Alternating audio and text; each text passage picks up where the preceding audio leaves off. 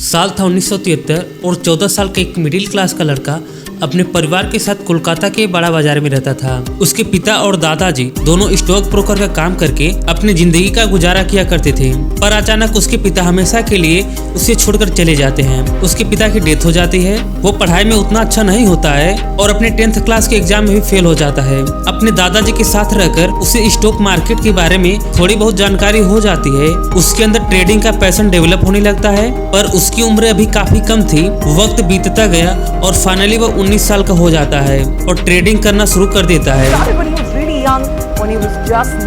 Trading से वह अपनी उम्र के हिसाब से काफी अच्छे प्रॉफिट्स बनाने लगता है और अब उसे लगने लगता है कि उसे ट्रेडिंग का गेम समझ आ गया है और जल्द वो अब अपने फैमिली को बहुत अच्छी जिंदगी दे पाएगा। वह हर रोज ट्रेडिंग करता और हर बार उसे यह उम्मीद लगी रहती कि इस ट्रेड के बाद वह पक्का करोड़पति बन जाएगा।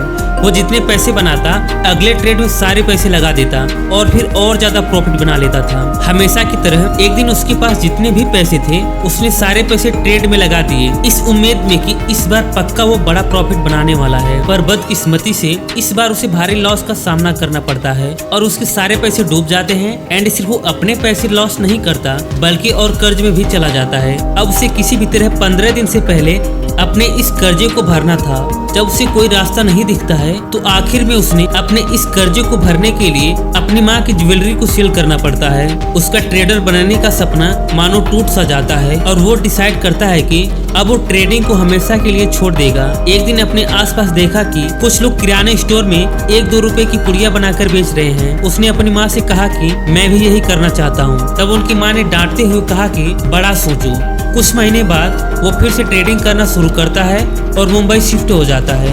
वो प्रॉफिट तो बना रहा होता है पर उसके एक गलत के ट्रेड के कारण वो फिर से भारी लॉस में चला जाता है और ये सांप सीढ़ी का खेल चलता रहता है। आखिर में डिसाइड करता है कि ये ट्रेडिंग को छोड़कर मुझे लॉन्ग टर्म इन्वेस्टमेंट के बारे में सोचना चाहिए। साल आता है 2004 और वो अपनी सेविंग को 3 कंपनियों में इन्वेस्ट कर देता है, Aegis Logistics, Sierra Sanitary Ware and Atul Auto. वक्त बीतता जाता है और लगभग 10 साल के अंदर यानी 2014 तक उनकी प्राइस 100 गुना बढ़ जाता है, जिसके कारण उसके करोड़ों में प्रॉफिट बनाने का सपना फाइनली पूरा हो जाता है।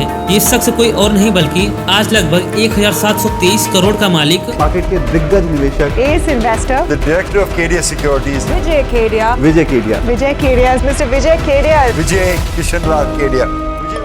वीडियो अच्छी लगी हो तो वीडियो को लाइक और चैनल को सब्सक्राइब करें। फिर मिलते हैं अगले वीडियो में, तब तक के लिए जय हिंद जय भारत।